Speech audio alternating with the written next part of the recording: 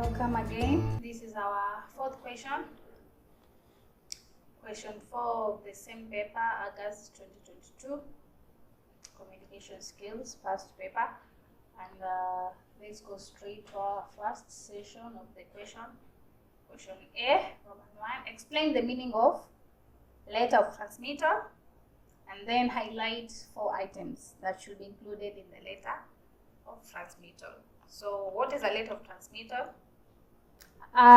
In simple words, or in just a simple way, a letter of transmittal is like a cover letter. A cover letter, like when you're applying for a job, you write a cover letter stating the reasons as to why you're applying for the job and why do you think you're qualified.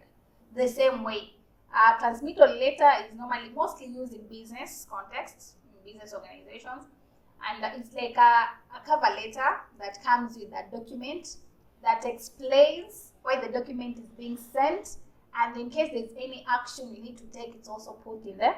So it's written, or it's made to be brief so that the other person will know what the other document is all about, because it's normally accompanies a very long report or a very long document. So sometimes this transmittal letter will give a brief summary of what the document is all about, what you're expected to do with it, do you need to sign it, or any action that you need to do with the document. It's normally written on the transmittal letter. So as you can see in our definition, they say a transmittal letter is a business letter that is usually brief in nature and is a letter that is sent with another separate type of communication. For example, a document that is much longer, like a proposal or a request for payment or response to inquiry and so on and so forth. It acts as a forward to the information in the communication and why it is being sent and what it is to be done with the said information. So that is why I gave an example of when you're applying for a job, you put a cover letter the same way. In business context, instead of a cover letter, now we call it a transmittal letter because it gives a brief summary of what the document sent with it is all about, what you're expected to do with the document, and so on. So it gives you a brief information or communication about that document that has been sent with the transmittal letter. So what are some of the parts, items that should be included in a letter of transmittal? A letter of transmittal is just a letter like any other. So it should have the address of the sender, the address of the receiver, the salutation, the headline, the body, and the conclusion, all those. But here we just been told to give 4, and that's why I gave 4. So heading with the dates and also recipient's address, the salutation. Salutation is that greeting, dear sir or dear madam, and then the letter body whereby you're communicating the main thing or the main communication, and then the closure, which is the parting shot or yours faithfully, so and so, something like that. So the short closing paragraph. So these items should not miss in any letter of transmittal, because a letter of transmittal is also an official kind of a letter. So that is question 4A.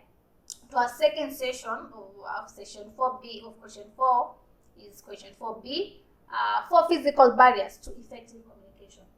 The barriers to communication are categorized in so many categories. You have the physical factors, cultural factors, linguistic factors,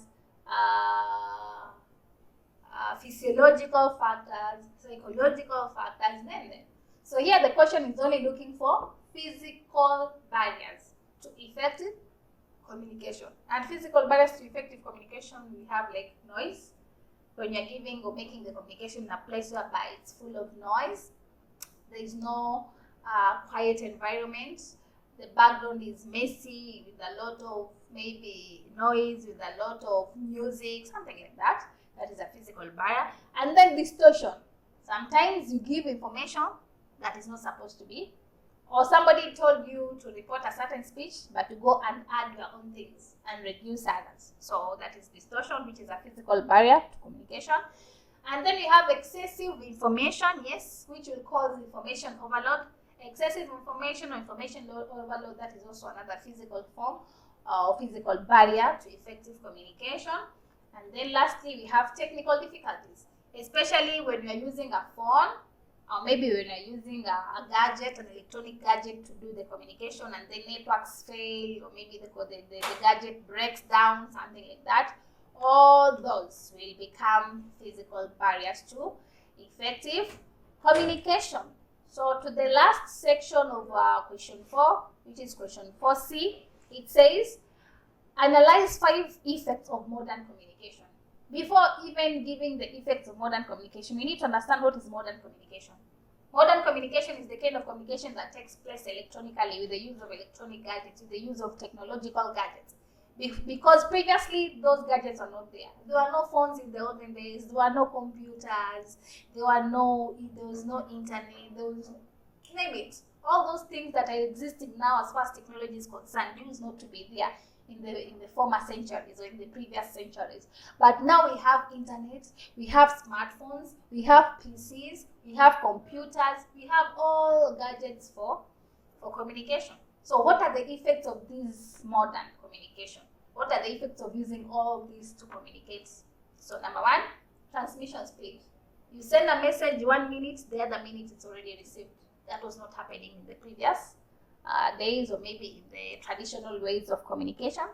And then expansion of coverage areas. Yes, if you want to reach a mass coverage, you go to television, make an announcement, announce in the newspaper, announce in the radio, and the information is covered almost everywhere, of which televisions were not there, internet was not there. So you get to see that nowadays we have the advantage of mass coverage compared to the olden days. So modern communication can give us a huge coverage compared to the traditional communication.